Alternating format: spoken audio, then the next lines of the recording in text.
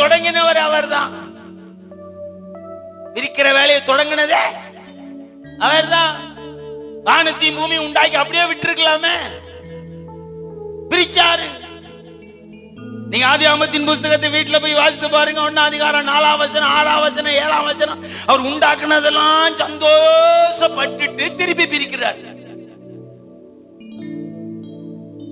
சந்தோஷப்பட்ட விட்டுற வேண்டியதான? அப்படியே சிலதை பிரிச்சாத்தான் உள்ளுக்குள்ள இருக்கிற வெள்ளை தேங்காய் தெரியும்.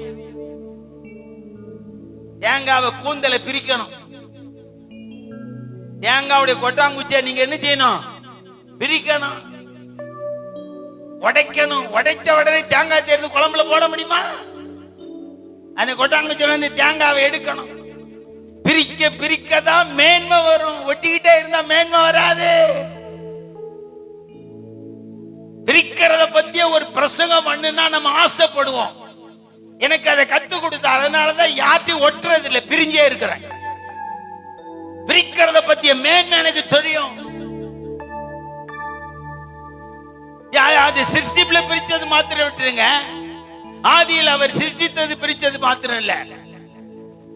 எல்லா பசங்களும் ஒன்னா சேர்ந்து அதை செய்யறேன் இதை செய்யறேன்னு சொல்லி பாபேல் கோபுரத்தை கட்டும் போது பிரிச்சுட்டாரு. அங்க யாரும் கெட்டதுக்காக கட்டினது இல்ல. உங்களுடைய உணர்வு எல்லாம் என்னது? நல்லதுதான். அவர் பிரிக்கணும்னு நினைச்சிட்டார். ஏன்னா பிரிச்சாதான் ஜன பெருகும், பிரிச்சாதான் ஜாதி வரும். ஜாதி இல்லைன்னா பிரசங்கம் பண்ணாதீங்க. புதிய ஏற்பாட்டுல ஜாதி இல்ல, பழைய ஏற்பாட்டுல ஜாதி 100% இருக்கு.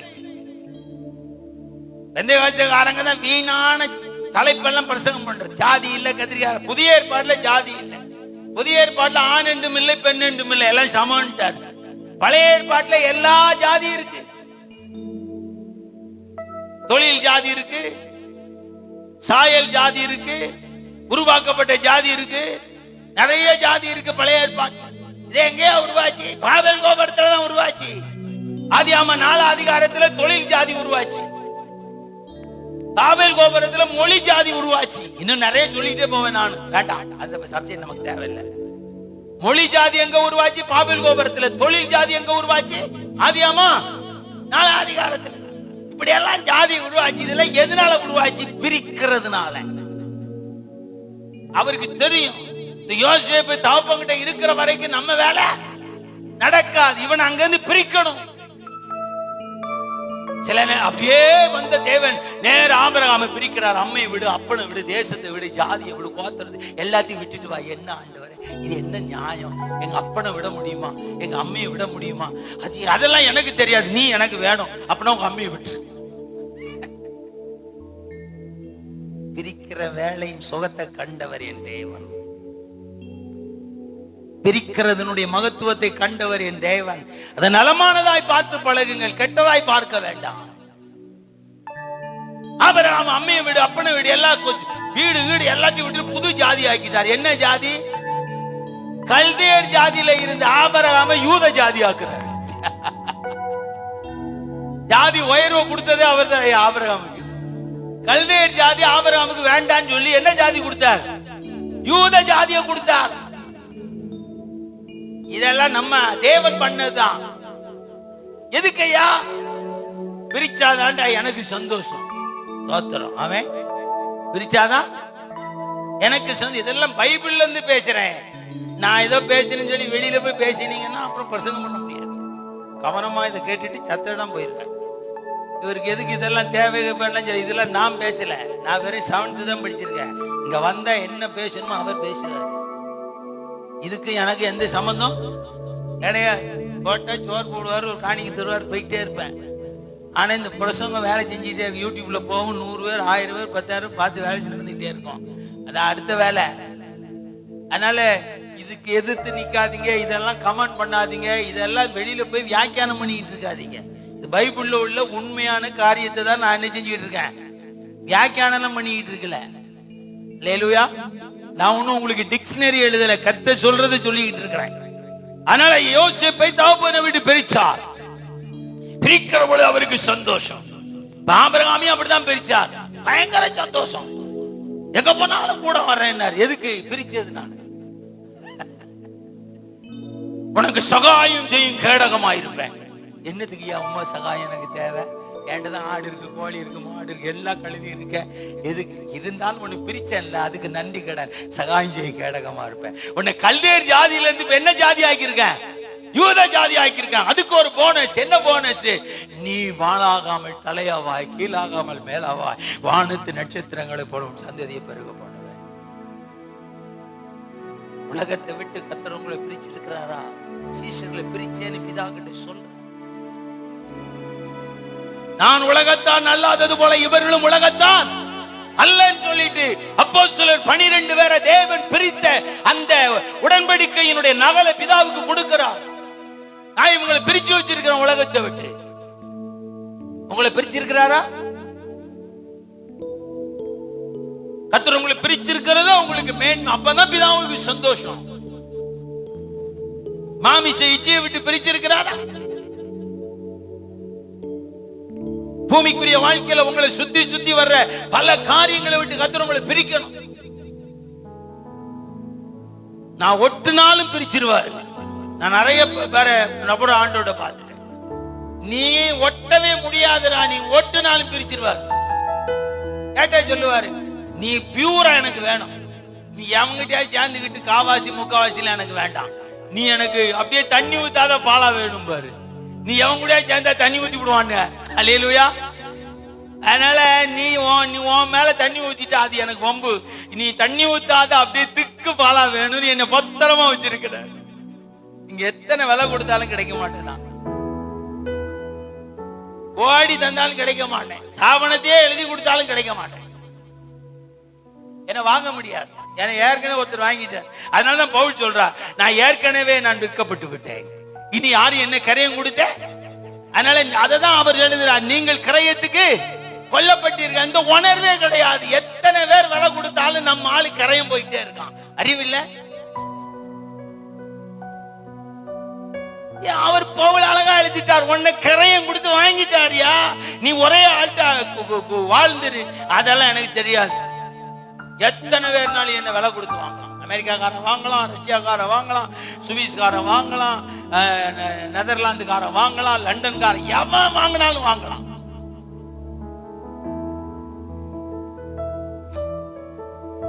அவன் உங்களை கர்த்தர் பிரித்த அனுபவம் உங்களுக்கு இருக்கணும். என்னை விட்டு எதெல்லாம் பிரிச்சிருக்கிறான்னு என் கண்ணு முன்னாடி அடிக்கடி காட்டுவார். இதை உன்னை விட்டு பிரிச்சிருக்கிறேன், இதை பிரிச்சிருக்கிறேன், அதை பிரிச்சிருக்கிறேன். இது உனக்கு ரொம்ப ஆசை, ஆனா பிரிச்சுட்டேன். இது உனக்கு தேவை, பிரிச்சுட்டேன். இது இச்சிப்ப, பிரிச்சுட்டேன். இது மேல நீ நாட்டமா இருப்ப, பிரிச்சுட்டேன். இது மேல நீ மகிழ்வ, பிரிச்சுட்டேன். சொல்லிக்கிட்டே இருப்பார். உங்ககிட்ட ஏதாவது சொல்றாரா?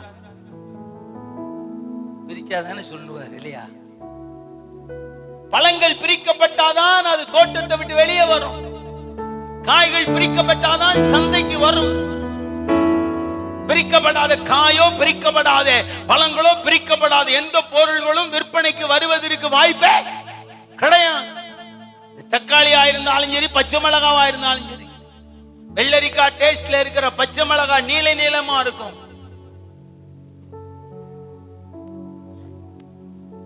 இத்தனோண்டு இருக்கும் சின்ன மிளகா, அது விலை கம்மி தான், ஆனா அதுதான் காரம். ஆனா நம்ம ஆளுங்களுக்கு எல்லாம் எப்படி வேணும்? அப்படியே பல பல நீ நீல நீளமா வாங்கிட்டு போப்பான். 10 மிளகா போட்டாலும் சாம்பார்ல உரப்பே இருக்காது. காய்கறியிலிருந்து மிளகா, கனிகளிலிருந்து, பொருள்களிலிருந்து தரம் பிரித்து மார்க்கெட்டுக்கு வரும் பொழுதுதான் விற்பனைக்கு.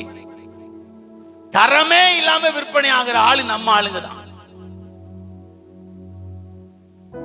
நாளைக்கு 5000 ரூபாய் தர்றேன், 5 நாள் பாசஸ் மீட்டிங்னா இங்க யாராவது இருப்பீங்களா? இன்னைக்கு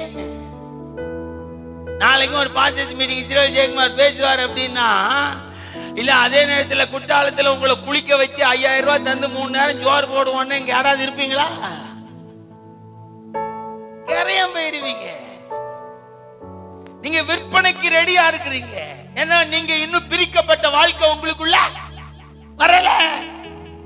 பிரிக்கப்பட்ட வாழ்க்கை வந்தா அவனுடைய பேச்சு, நடை, உடை, பாவனை எல்லாமே வித்தியாசமா இருக்கும். டாக்டர்ஸுங்க, நான் நல்லா உங்களுக்கு உதாரணத்தை சொல்ல, பல டாக்டர்ஸுங்க எல்லாம் விலகுண்ண மாத்திரை எழுதி கொடுக்குறாங்களே, பல டாக்டர்ஸ் எல்லாம் போலி மாத்திரை மருந்துகளை எழுதி கொடுக்கறாங்க. பல டாக்டர்ஸ் எல்லாம் ஒண்ணுக்கும் உதவாத மாத்திரைகளுடைய கம்பெனிகளுடைய விற்பனையை டெவலப் பண்ணி கொடுக்கறாங்களே. ஏன்? விற்பனைக்கு போனவர்கள் டாக்டர்ஸ்ங்க. மாசம் ஆவனா மாத்திரை கம்பெனி காசு கொடுக்குது. ஆமென் ஆமென். வருஷத்துக்கு 4 முறை இங்க இருந்து தைவானுக்கும் லண்டனுக்கும் அமெரிக்காவுக்கும் டூர் கூட்டு போய் குடியும் குடித்தனும் கொடுத்து அந்த டாக்டரை சந்தோஷப்படுத்துறான். அவன் கரையத்துக்கு போனதுனால வந்த உடனே 10 ரூபாய்க்கு மாத்திரை வாங்க தகுதி இல்லாதவங்களே 1000 ரூபாய் மாத்திரை எழுதி கொடுக்கறான். ஏன்னா அவன் கரையம் போனவன் இந்த கம்பெனிக்காக இந்த மாத்திரைய எழுதி கொடுத்துதான். நீங்க எப்படி இருக்கிறீங்க? நீங்க பிரிக்கப்பட்டா இந்த அனுபவம் இருக்காது. நீங்க கரையத்துக்கு போன ஆளா இருந்தா எவன் கூப்பிட்டாலும் போய் 500 ரூபாயும் ஒரு பாட்டிலும் ஒரு குவார்டர் பிரியாணிக்கு இந்த பக்கம் ஏடிஎம்கேல காலையில போறான், இந்த பக்கம் டிஎம்கே காலையில போறான், இந்த பக்கம் ஜீவான் பின்னாடி போறான், இந்த பக்கம் தினகரன் பின்னாடி போறான். ஏய் 4 இடத்துக்கு போறிய, 4 இடத்துல 500 ரூபா, 4 இடத்துல 4 பாட்டில், 4 இடத்துல 4 பிரியாணி. நான் 4 இடத்துக்கு போறேன், என் பொண்டாட்டி 4 இடத்துக்கு போறா.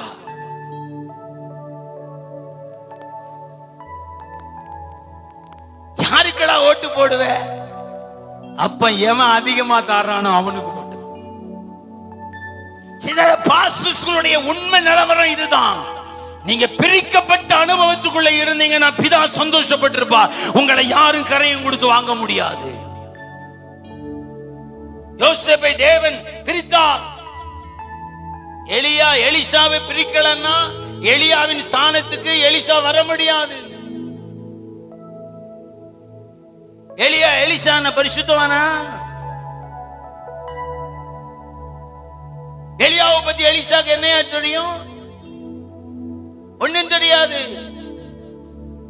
அதை விட மகிமையான ஆட்கள்லாம் எலியாவுடைய ஆசிரமத்தில் இருக்கிறாங்க.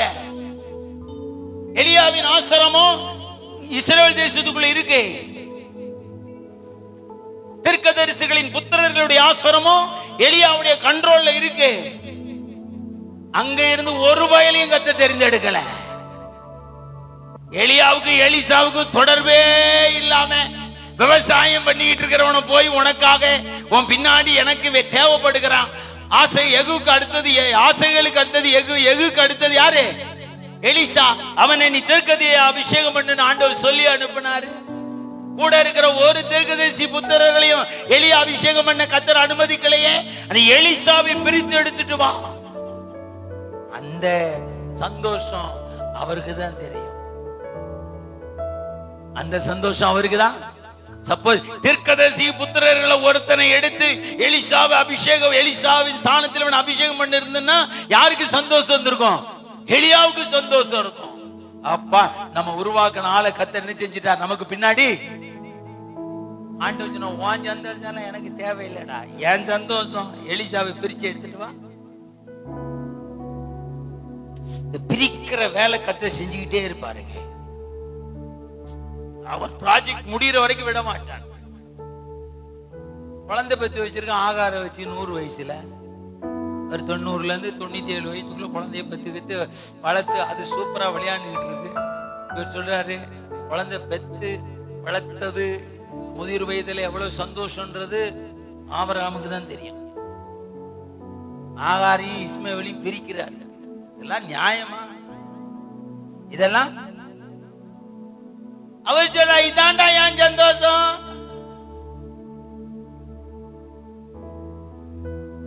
இதுதான். அப்போ தேவன் உலகத்தை விட்டு, சுயத்தை விட்டு, பாவத்தை விட்டு, மாய்மாலத்தை விட்டு, நடிப்பை விட்டு நம்மளை பிரிக்கணும்னு எவ்வளவோ பிரயாசப்பட்டாலும் நம்ம பிதாவை சந்தோஷப்படுத்துறதுக்கு நம்ம இடம் கொடுக்கறதே இல்லை. என்ன பிரிக்கவே முடியாது பாஸ்டர். என்ன யாரும் என்ன செய்ய முடியாது.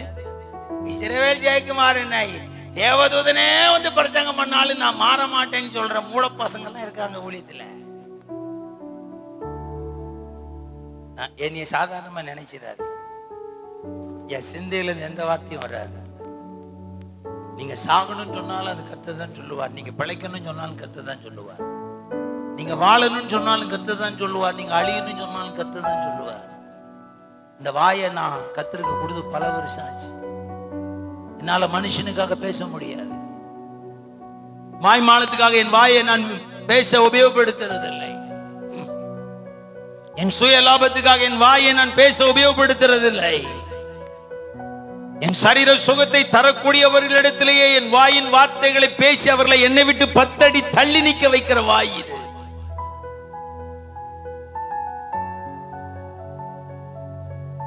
ஏன்னா கர்த்தர் என்னை பிரிக்கும் போது எனக்கு சொல்லிக் கொடுத்த பாடம் அதுதான். எனக்காக தான் உன்னை பிரிக்கிறேன்.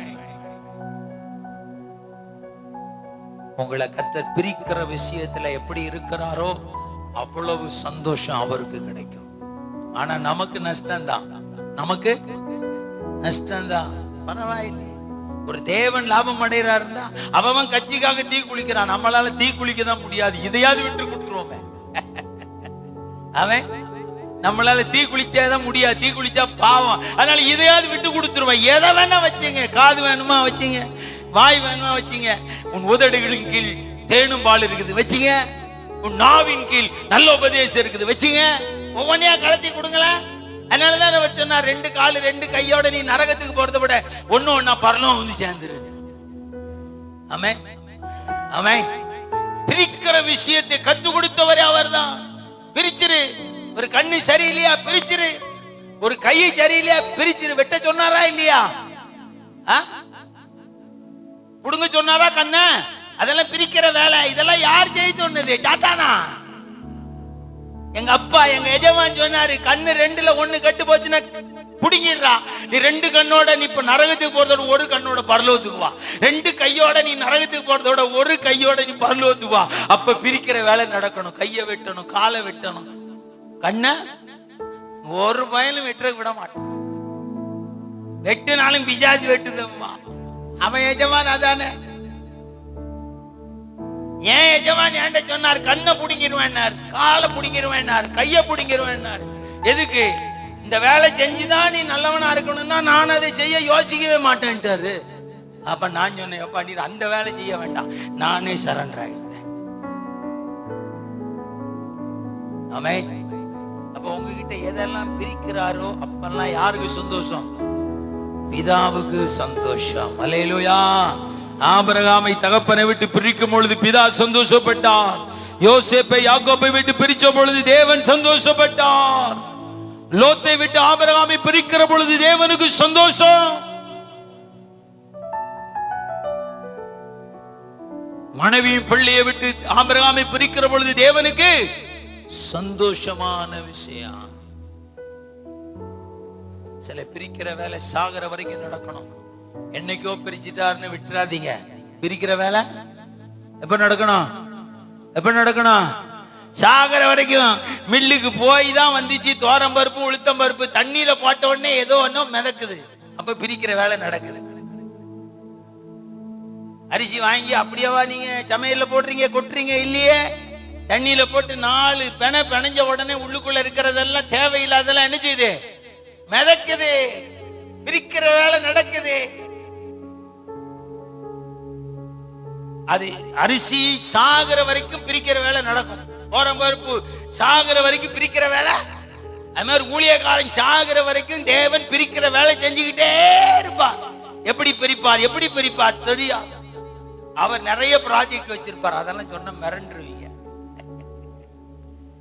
பிரிக்கிற ப்ராஜெக்ட் வீட்டுக்குள்ள பிரிப்பார், பெட்ரூம்ல பிரிப்பார், படுக்கையில பிரிப்பார், ஐக்கியத்துல பிரிப்பார், கை கொடுக்கிறதுல பிரிப்பார், கொடுத்து வாங்குறதுல பிரிப்பார், பார்க்கறதுல பிரிப்பார், கேட்கறதுல பிரிப்பார்.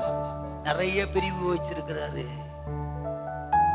கணவன் மனைவி சேர்றதுலையும் பிரிப்பார். கத்து கொடுக்கிறார். வசனம் தாரேன். இந்த பிரிக்கிற வேலை என்கிட்ட உங்ககிட்ட அவர் செஞ்சுக்கிட்டே இருக்கிறார் என்று சொன்னால் நான் தேவனை சந்தோஷப்படுத்துகிற ஊழியக்காரன். ஆமென் ஆமென். தோத்த 2வது பேசிட்டு 1:30 முடிக்க சொல்லி இருக்கிறார் பாஸ். நான் ரொம்ப தூரம்